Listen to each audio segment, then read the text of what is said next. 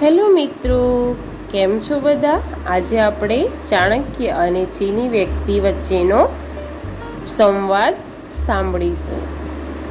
આપણે તો જાણીએ છીએ કે ચાણક્ય પોતાની નીતિ સાથે કેટલા જાણીતા છે.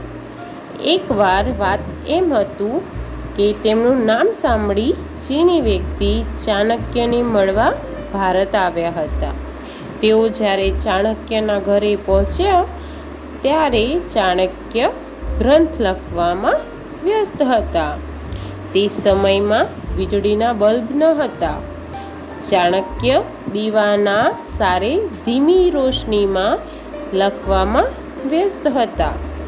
ચાણક્ય જેવા મહેમાનને જોયા કે તરત જ પોતાનું કામ બંધ કર્યું અને જે દીવો સળગી રહ્યો હતો તેને ઓલવી અને બીજો દીવો પ્રગટાવ્યો. એટલે ચીની વ્યક્તિને પ્રશ્ન થયો કે ભારતના લોકો મહેમાનોનું સ્વાગત આવી રીતે કરતા હશે. તેણે ચાણક્યને પૂછ્યું કે આપે સળગાવેલો દીવો ઓલવી કેમ નાખ્યો અને બીજો દીવો પ્રગટાવ્યો? તેની પાછળનું કારણ શું છે? શું તમારા ધર્મમાં કે કોઈ આવો રિવાજ છે? ચાણક્યએ હસતા હસતા જવાબ આપ્યો, નહીં શ્રીમાન, આ ધર્મ કે રિવાજ ન હતો. હું જે ગ્રંથનું સર્જન કરી રહ્યો હતો અને આ દીવો સળગાવવા માટે જે તેલ મળ્યું હતું તે મને રાજકોષમાંથી મળ્યું હતું.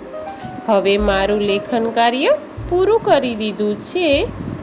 તેથી આ તેલમાંથી દીવો મારા પોતાના કાર્ય માટે સળગાવો તે દેશની સંપત્તિનો નાશ છે, જે હું કદાપી ના કરી શકું.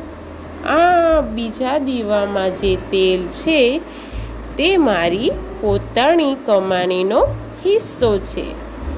આ વાત સાંભળી પેલા ચીની વ્યક્તિ તો અવાક જ થઈ ગયા અને તે નતમસ્તક થઈ ગયો કે ધન્ય છે ભારત દેશ, જેમાં આવી મહાન વિચારધારા ધરાવનાર લોકો રહે છે. તો મિત્રો, આ વાર્તા પરથી આપણને જાણવા મળે છે કે આપણે જેટલું ભગવાને આપ્યું છે એટલામાં જ ખુશ રહેવું જોઈએ.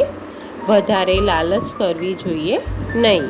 તમે જોયું ચાણક્ય કેટલા સરળ સ્વભાવના અને સારા હતા. ધન્યવાદ.